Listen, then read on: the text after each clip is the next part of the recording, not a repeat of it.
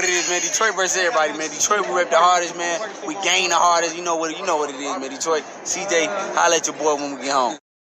All right, man. Let's talk about a Shakur Stevenson Chinny, and does he have dog? Thumbs up the video, share the video, subscribe to the channel. And the subscribe button is the bell icon button. Hit all notifications. Increase your chance, get notifications.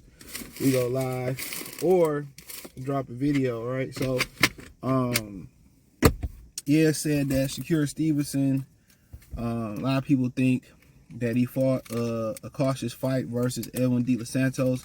Don't forget he fought the very same cautious fight versus safety first fight versus the Jeremiah Nicotina dude, the dude that was a cop from Africa. He fought that same cautious type of fight. So, you know, a lot of people, you know, starting to say that Shakur Stevenson may be Chinny, and that's why he fight a cautious first type of fight. And, you know, he felt that power and he got up out of there. So now a lot of people saying that he possibly could be Chinny. Now, he been on the record saying he ain't never been hurt. And maybe because can't nobody touch him, but no matter how good you are defensively in the sport of boxing, Bernard Hopkins, Floyd Mayweather, Muhammad Ali, etc., you always going to get hit. So if he is a Chinny fighter, you know, time will tell, you know what I'm saying, as he moving up and he fighting guys that's more and more his size, that's more just as athletic, that can punch and all that type of stuff. You know what I'm saying? Then you're going to see a situation where we're eventually going to find out. And a lot of people said he mailed it in once he felt Edwin De Los Santos' power, that he basically just didn't want to get in there and mix it up no more. You know what I'm saying? He didn't want to mix it up no more. You know, he wanted to be a safety first type fighter. You know, and, you know, like I said before, you know, he admitted that Valdez had hurt him with a body shot and all that type of stuff. You know, best chin is a chin that don't get hit. But, you know, like I said, it was two fights and guys who can punch. You know what I'm saying? That, you know, he admitted to that in that Jeremiah Nicotina fight that, yeah, dude was strong, he could punch. And that's why he fought a cautious fight. You know what I'm saying? And then you gotta start to believe that maybe he can't take it on the chin. He know that, and he protecting that asset. You know, and now, you know, it might be you know, people look at it as a curse. You know, this is just public perception. But now people, you know, may want to get in the ring with him and think they can if they try hard enough, they can knock him out. So this is to me, this is going to be very, very interesting. Very interesting. You know, because now guys probably going to want to get in the ring with him. Now people going to look at it as a weakness. You know, even though De Santos, when he threw a couple punches early that caught Shakur attention. Now, Shakur saying that, hey, man, I had an injury. You know, I wasn't right. I was sick. And I ain't going to lie, bro. I've been hella sick around this time, bro. I ain't going to even cap. Like that time change, and then mucus. I had to try these sea moss gummies I seen on TikTok, so I just ordered them. Hopefully, I think they'll be here today or tonight. So yeah, man, that means you really got to step up your black seed oil, flaxseed oil, your zinc, vitamin C, and stuff like that. You got to step that up for the immune system. Sea moss. You know, I'm trying to take it a year round, but you know, right now sometimes it's inevitable. You know, flu shots and shit, whatever you believe in. That weather change and that time change is drastic. So I can see that. You know, I'm somebody who don't really get sick too often. As I get older, I get a little bit more sicker, but I can believe it. But you know, but at the same time, it's a question to be had. And he seemed like a very well-rounded fighter. And people, when you as good as he is to the naked eye, people gonna try to find a chink in your armor. And now the indictment on him, or the assumption on him, is that he can't take a punch. And don't hit me with, oh man, you know, he don't like getting hit. Don't nobody like getting hit.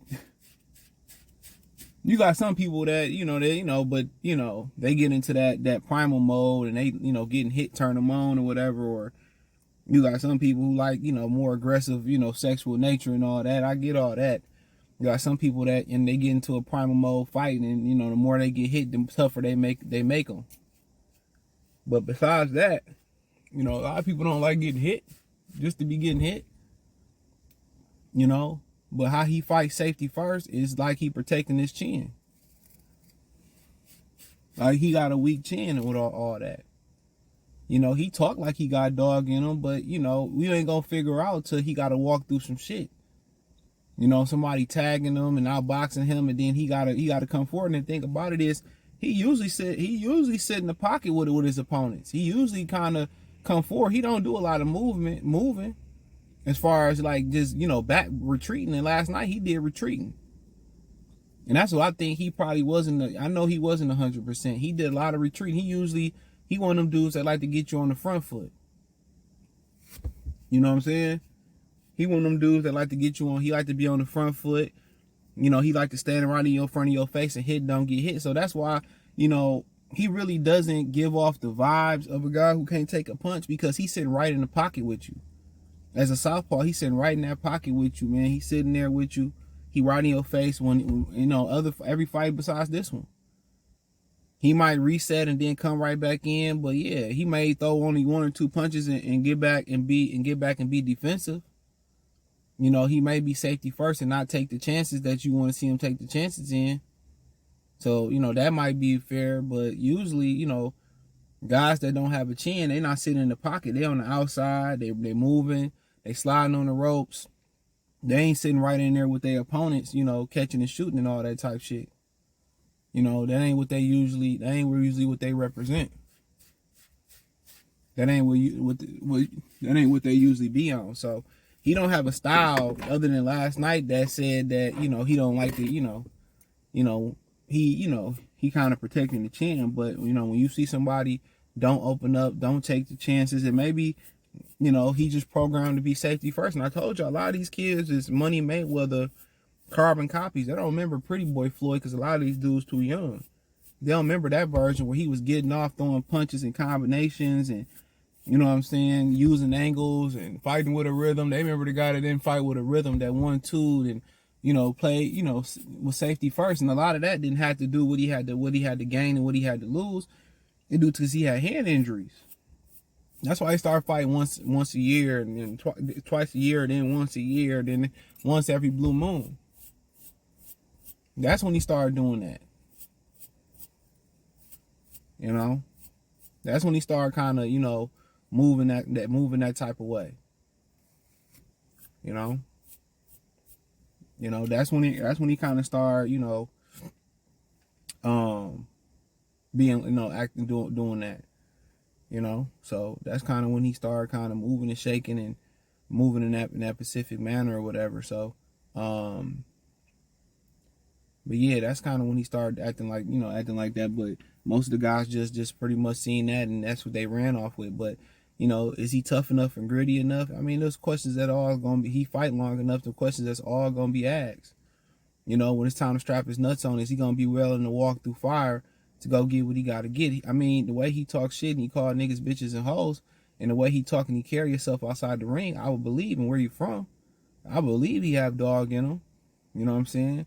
You believe he had to come from behind and strap his nuts on and walk through fire. He can do it, but all that's assumption until, you know, the assume became a fact. The assumptions become facts. So that's the thing about it. So, to be honest, only time will tell. What's that song about the bars? Only time will reveal. You know, but these are questions that boxing fans now have. There's an indictment on him that boxing fans now have. You know, fair or unfair.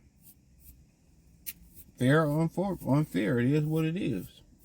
So, in my opinion, I think, you know, after, you know, when he fights punchers and he go into safety first mode, he don't even go out there and try to go for the gusto, even before last night where he wasn't 100%. I think it's fair for people. I think it's fair for people to, I think it's fair for people to ask that question.